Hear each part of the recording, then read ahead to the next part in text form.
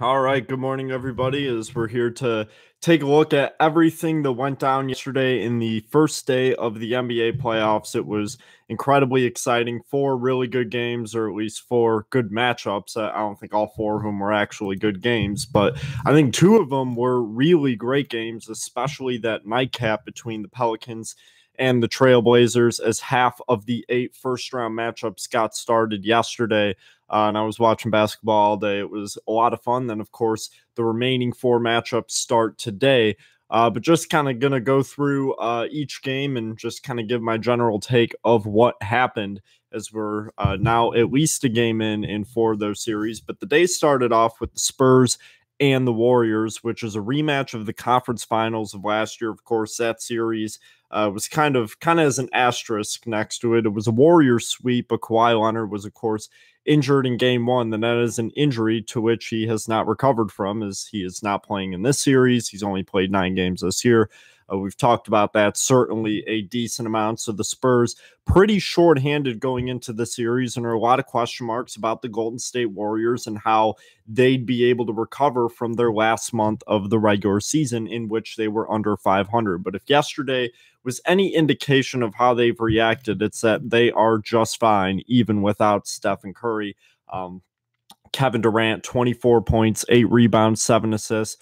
Draymond Green had 12, 8, and 11. Klay Thompson with 27 points, 11 to 13 shooting, and they had good production off the bench. Shaun Livingston gave them 11. Kevon Looney gave them 6. And then, you get 15 from a starting JaVale McGee. That's always something that you'll take. The Warriors, I think the biggest difference, and something that I have to admit I oversighted, and I feel like everybody does every year, or at least most people, is that the Warriors really turn it up defensively in the playoffs. And a big part of the storylines coming into this series was San Antonio's got the best defense in the league, that, they'll probably be able to win a game because they're going to lock you down. They're going to put you in really tough positions. They're going to make sure that your stars aren't able to get open looks. And while I still think that's very possible, and I do think that the Spurs will at least win a game in this series, yesterday was no indication that they're really willing to put up a fight. And granted, nobody really played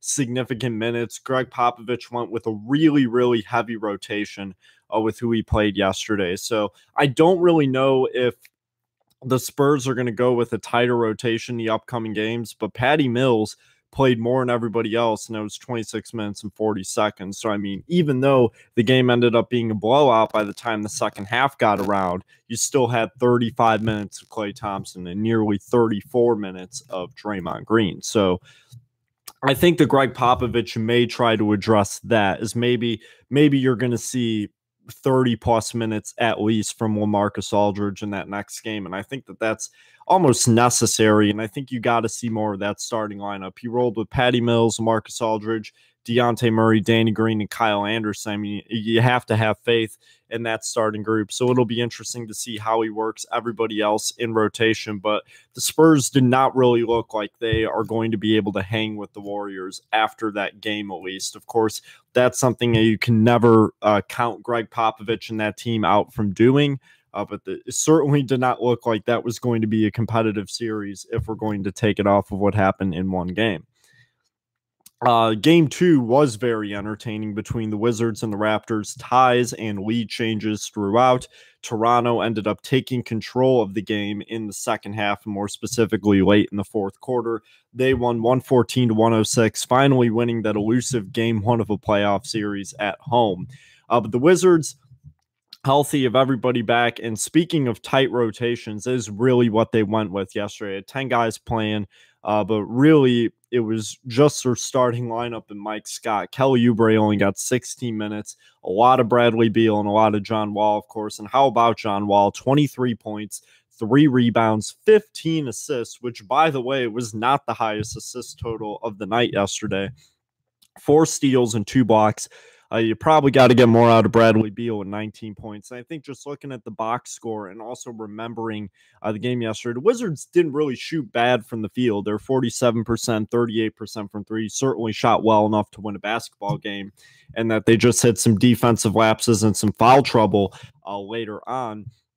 But I think at the end of the day, when you look at things that maybe need to stylistically change about the Wizards as they're still getting used to that system with John Wall getting back in there after Tomas Satoransky, who was a starter and was really orchestrating that offense for a long time, he only played 11 minutes and 46 seconds yesterday. So that's certainly an adjustment for everybody else in that starting lineup. So I think that the Wizards are going to be fine in this series in the context of them at least winning a game or two.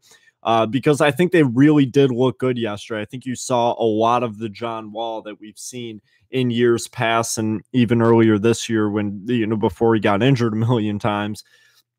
It's just such a unique level of court vision, such a high level of intensity. And I think, he was one of the guys yesterday throughout across all 4 games that played with the hardest effort. And I really do think that that's something that's going to translate to his teammates as the series goes on. Because I think if you look at Toronto, Washington, despite the fact that Toronto shot 53% of the field, they limited them to just 77 shots taken. There was a lot of ball denial on Kyle Lowry and DeMar DeRozan. You don't see Kyle Lowry play 38 minutes and only put up 9 shots very often. So I think defensively in that regard, especially the battle on the boards, I think Marcin Gortat did a good job at least neutralizing Valanciunas. Serge Ibaka, of course, had a big game, but offensively, a lot of that was with his shooting. Serge Ibaka just had it going yesterday. It was 8 of 11 from the field, 3 of 4 from downtown, and put up 23 and 12. So I think the Raptors know that that's not something that's going to be replicated, but you can also not expect DeMar DeRozan and Kyle Lowry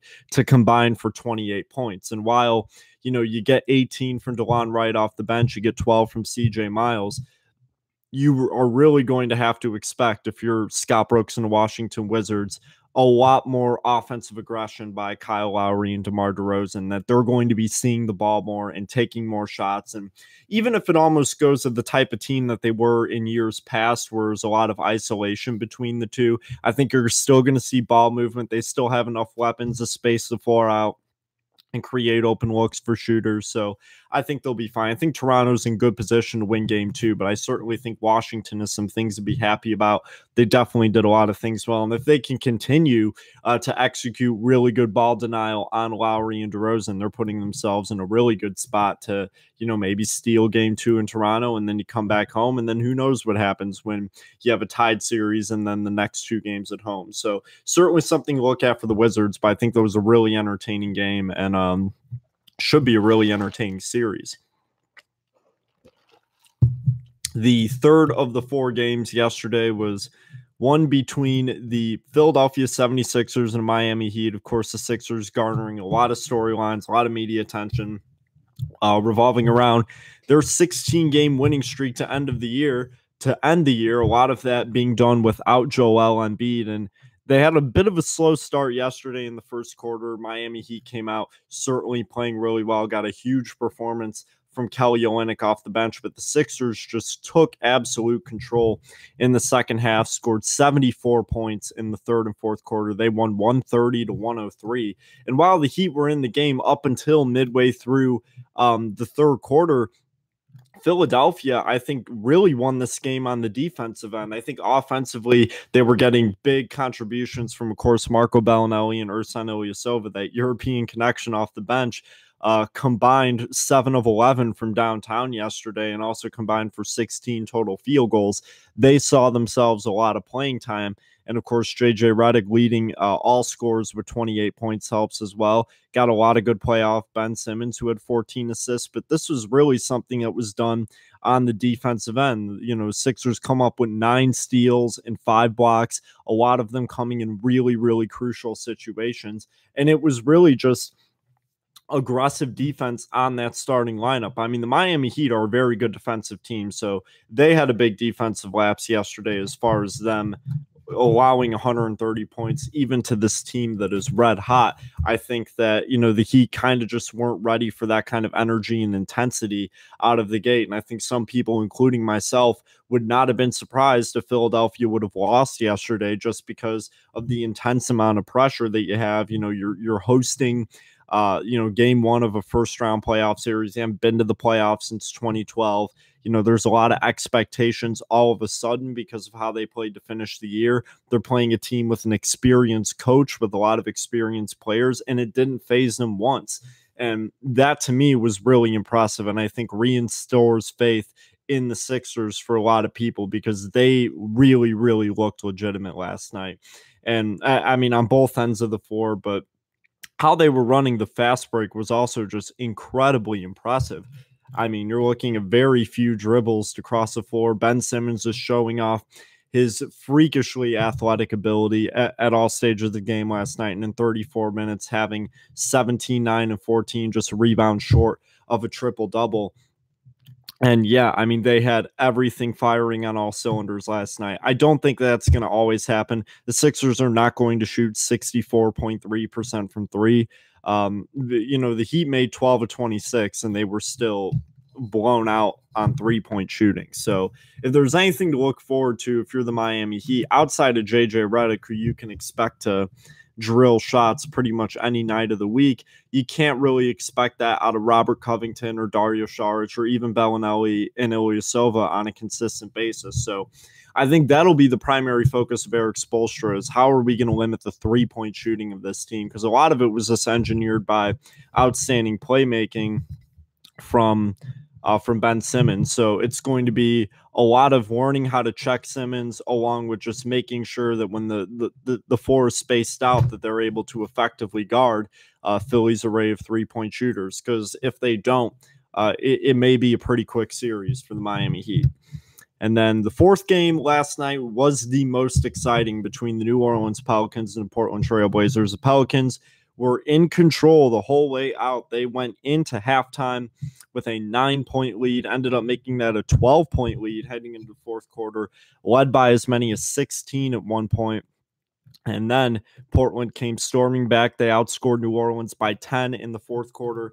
And the big storyline in this game was that in the first half, Damian Lillard and CJ McCollum just didn't have it going. And if you're a Portland fan, you have to figure that while New Orleans just had an uncharacteristically strong defensive effort last night, which I think all has to just do with Alvin Gentry getting everybody to buy into this mindset. And of course, I think a lot of that credit also is to go to Anthony Davis. I think he's really taken this leadership role since DeMarcus Cousins has gotten hurt in stride. And I think that he's really also been able to play a big role in getting everybody on this team to kind of buy into that same mindset and, just kind of that next man up mentality.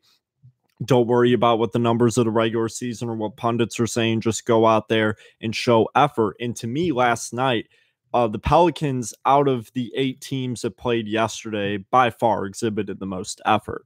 I think watching that game from all 9 people that were on the floor for New Orleans, and the fatigue was very apparent. I mean, Alvin Gentry was going with a very, very tight rotation last night, and he really doesn't have much of a choice considering what the roster is, but you're looking at 40 and a half minutes of Anthony Davis, nearly 40 minutes of Nikola Mirotic, who had a great game, over 39 minutes of Rajon Rondo and Jrue Holiday as well. And then other than that, it was rotating in E'Twaun Moore and Ian Clark with just a hint of Darius Miller, Cheick Diallo, and Solomon Hill. And that was all who played. So the fatigue is going to be a factor later on in this series for New Orleans. It's almost reminding me of Giannis last year in that series against Toronto in the first round, where he was just playing essentially the entire game.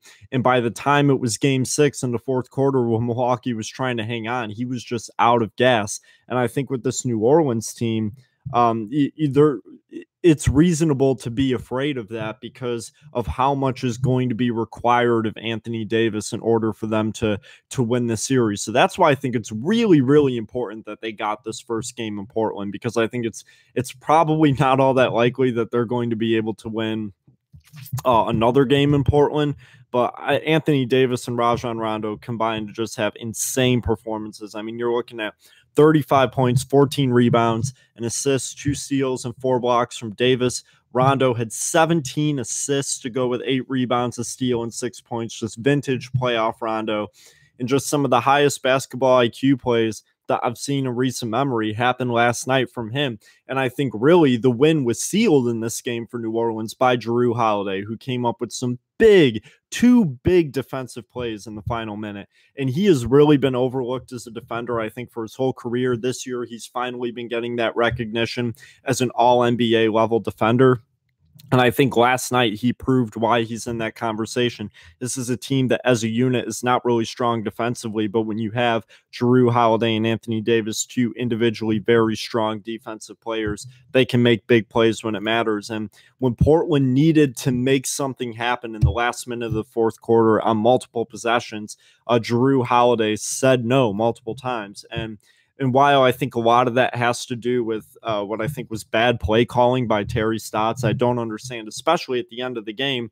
In a playoff game, in a one-possession game, you're down 3. You can't be putting the ball into Pat Connaughton's hands trying to get a quick 2. Like, that's just you have two arguably superstars on that team, and even if you're going to be drawing up an outside shot for somebody other than Dame or CJ. Like if you're drawing up a play to have Al-Farouq Aminu wide open, or to have Zach Collins wide open, or even Evan Turner, because he's more likely to be left wide open. The ball has to be in one of their hands. You have to trust your superstars in these moments. And I think Terry Stotts was maybe trying to out-finesse Alvin Gentry too much in that moment. I think at that moment in time, late in the game, it was just intensity that won it for New Orleans. They weren't going to let this game get away. After leading by that much and then watching it dwindle down to a 1-point lead as Lillard and McCollum started hitting shots, they knew that they could not afford to not win this game. And to me, it was one of the most exciting and impressive wins that I've seen in the playoffs in a while from any team. I think it actually reminded me a lot of the game that the Utah Jazz won last year in Los Angeles in game 1, where Joe Johnson hit the buzzer beaters. Almost that same kind of deal. You're not really supposed to be in the playoffs, and it's taken a big fourth quarter performance, and it was just effort and intensity that I think made the difference for New Orleans. And the big question is going to be, can that sustain through a series? Or is Portland skilled enough to be able to put that aside? And those are questions that are going to be answered, but I think New Orleans certainly did themselves well by winning this first game on the road. But it is also worth noting that they are uncharacteristically a better road team than they are a home team by a lot of standards. I mean, they're pretty much half and half, splitting it down the line. So they do play well at home. On the road, it wouldn't shock me if they won another game in Portland, but I don't think it's likely. So they're putting themselves in good position to at the very least be tied after 4 games, which is something I think the Pelicans wouldn't mind. Certainly a lot of basketball fans like myself wouldn't mind as well. So of course, today, 4 really exciting games, the Bucks and the Celtics starting in a little under 2 hours. That'll be really exciting and really interesting to see how the Celtics play with a team that is certainly ravaged and decimated by injuries. And it's really going to test the coaching of Brad Stevens, and it's also going to test the Milwaukee Bucks and how Giannis Antetokounmpo is going to take a real opportunity to win a playoff series, and how Celtics defense, which has been among the best in the NBA the entire year, how they're going to be able to respond to that. The Pacers Cavaliers will be a really, really exciting game. It'll be interesting to see how the Pacers play against the Cavs in the playoffs. They, of course, won 3 of 4 in the regular season. And, they would, of course, love to steal one on the road. But it'll really be interesting to see how this inexperienced Cavs team meshes with LeBron James in a pressure-filled playoff atmosphere. I think the most interesting game of the day will be the Jazz Thunder game. I think this is a very hungry Utah team that hasn't really been good on the road all year, 20-21 record. And, they're going into a ruckus environment in Oklahoma City, probably anticipating to really make some noise and potentially get a win. But this is a Thunder team that I really think has a big chip on their shoulder, and they're not looking to mess around this year, especially because this is a group of guys that's all really experienced in the playoffs, and they're all looking to take that next step and do what they can to surprise some teams. But it wouldn't be a surprise if they beat the Jazz. They need to get to the stage to where they can surprise folks. And I think the Oklahoma City is certainly going to look to make as quick of work as Utah as possible, but this is a Jazz team that's among the best coached in the NBA. They do have more talent than what initially appears on the roster, and the Thunder are going to have to find an effective way to defend Donovan Mitchell. And then later on tonight, the nightcap between the Timberwolves and the Rockets, that should be a good game. Houston's an 11.5-point favorite. It'll be interesting to see how in shape and ready Jimmy Butler is and how well he'll be able to match up with James Harden in that game. But it'll all be really exciting. I'm all looking forward to it. That's all I have for you today. Thank you for tuning in to another episode of Pick and Pop with Peter Marzano, and I should be back tomorrow discussing what happened today and taking a look ahead after all of the games have had one game played. And also, even though I'm not going to talk about it, really exciting hockey has been going on past couple of days. I've also been keeping up with the Stanley Cup playoffs. Some great games been going on. Sharks Ducks was very exciting last night. That's always something that is uniquely exciting because unlike the NBA, 8 seeds take down 1 seeds and 7s take down 2s. That kind of stuff happens. So that's always really exciting. But that's all I have for you today. Hopefully everybody enjoys the rest of their morning and Sunday. Have a good day.